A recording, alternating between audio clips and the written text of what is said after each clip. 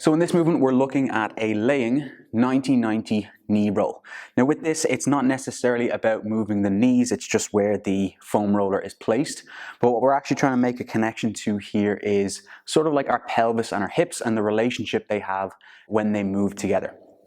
A lot of athletic movements that we find ourselves doing, change of direction movements, involve a sort of synchronicity between what would be the hip and the pelvis, okay? When they move, there is an element of sort of closing off space between what would be, say, like the pelvis and the hip.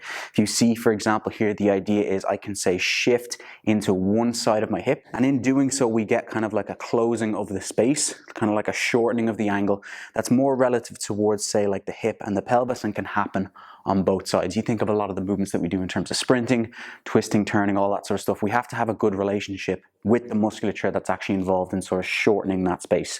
So this movement here is a great way to just make an overall connection to it. Something that we find with a lot of people when they have issues around, say, like the lower back, the hip, the pelvis, they don't have a great sort of conscious control of that ability to sort of shift the pelvis. And that shifting of the pelvis is sort of seen in your ability to, say, like move the knees back and forth, which you can kind of see on this movement here.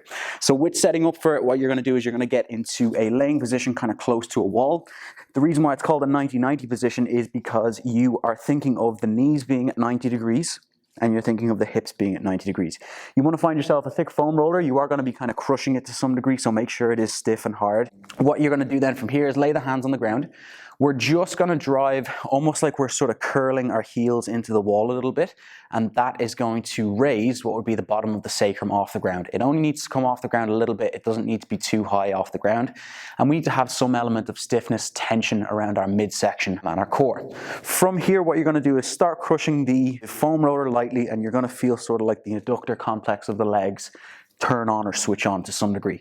What we're going to try and focus on from here then is, as one knee drives up, I want to focus on sort of like a shortening in the space between, say, my pelvis and my hip on this left side. So as the right knee drives up, I still keep that tension with the heels driving into the wall.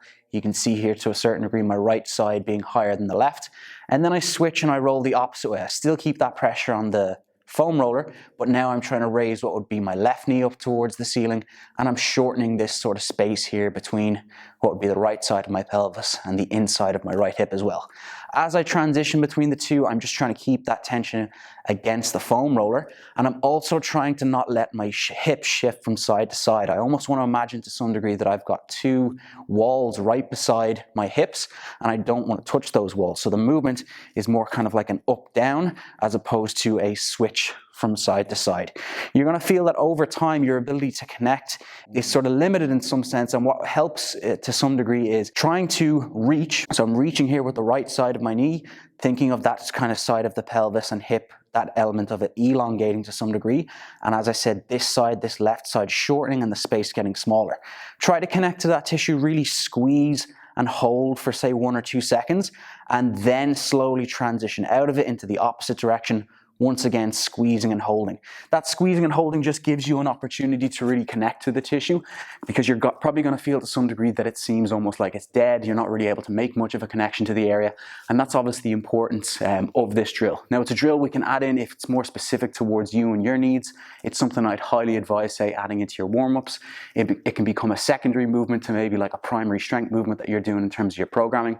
So not something that's generally going to fatigue you a lot, but it's going to really help you build an overall connection to a movement, an area of the body that you might not be familiar with and you might not be able to move at this moment in time. Okay, so really fantastic movement, especially for anyone with issues around sort of like stiffness of the hips, not really feeling much sort of power in their sprinting, their change of direction or anything like that.